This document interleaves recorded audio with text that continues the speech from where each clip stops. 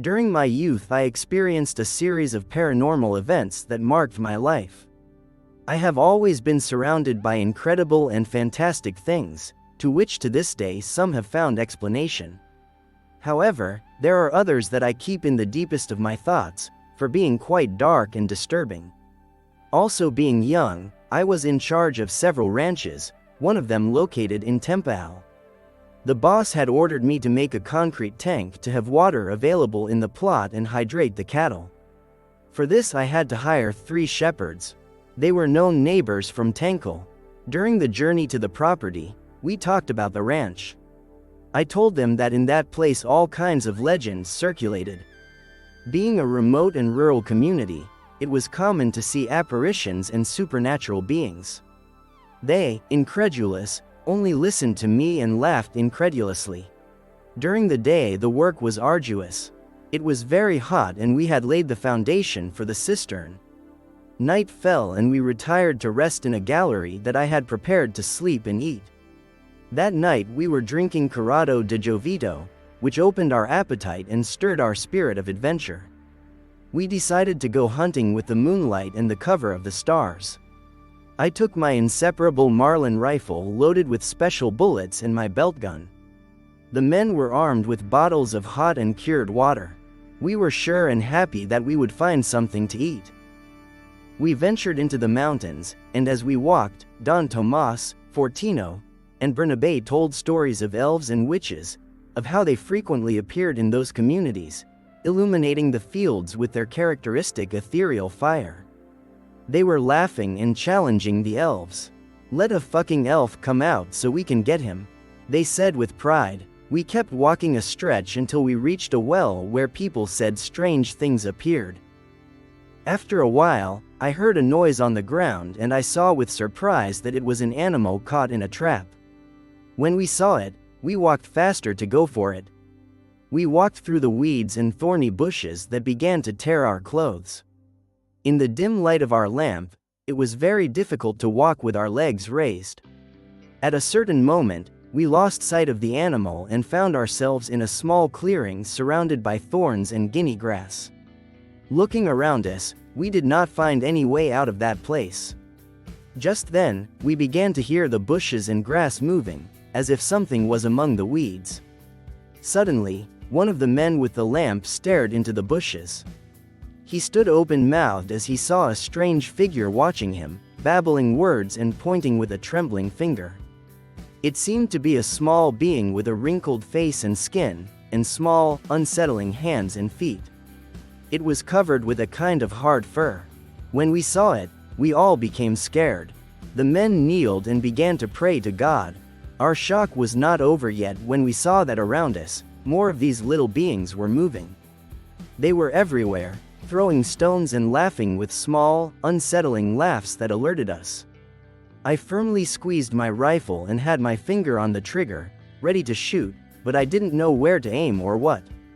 The men began to cry and beg when we began to feel that they were throwing us larger stones. "Perico, Perico, get us out of here," they shouted at me, full of fear and panic. When I looked around, it was practically impossible to get out of there. There were white thorns and wisashes surrounding us, making us unable to even run from that predicament. Then, I thought of something unthinkable: to drag ourselves out through the roots. I stumbled and began to drag myself, searching for a path, instructing the men to follow me as best they could. Without looking back, we crawled, feeling both pain and fear. The thorns of the bushes scratched our clothes and skin. When we finally got out of the thicket, we struggled to get up. We were exhausted and bleeding from the small wounds on our bodies. Just then, we heard something strange and horrible behind our backs. Something we had not heard before. It was the roar of what seemed to be a bull, but it was different. I had lost my mind, and the men had lost the lamp and the machetes. As we tried to run, we noticed that the bull's roar was accompanied by a lament, like the roar of a raging goat. When we heard it, our skin crawled, and the branches of the trees began to move incessantly. Horror settled upon us. We ran as fast as we could. The rifle that I took such good care of, I threw it near a shivel tree, since it hindered my running, and I was distressed to be disarmed. After a while, we arrived at the galley. We were soaked in sweat, full of blood, and with our clothes torn. We stayed watching the mountain to see if they had followed us. There we were for a while in silence. You could only hear the sound of the cicadas and crickets. After a few moments, and seeing that we were safe, we changed clothes and went to bed. After a while of being alert, unable to sleep and without saying a word, Fortino broke the silence. "Don't play anymore, Perico. Try to sleep," he said with annoyance. "I'm not playing," I replied. "What are you doing?" "Take off the hose," he said strangely. I took a flashlight and lit it to see the supposed hose, which, to my surprise, turned out to be a huge, aquatic snake that had gotten into Fortino's bed. When he saw it, he jumped out of bed and ran away with us.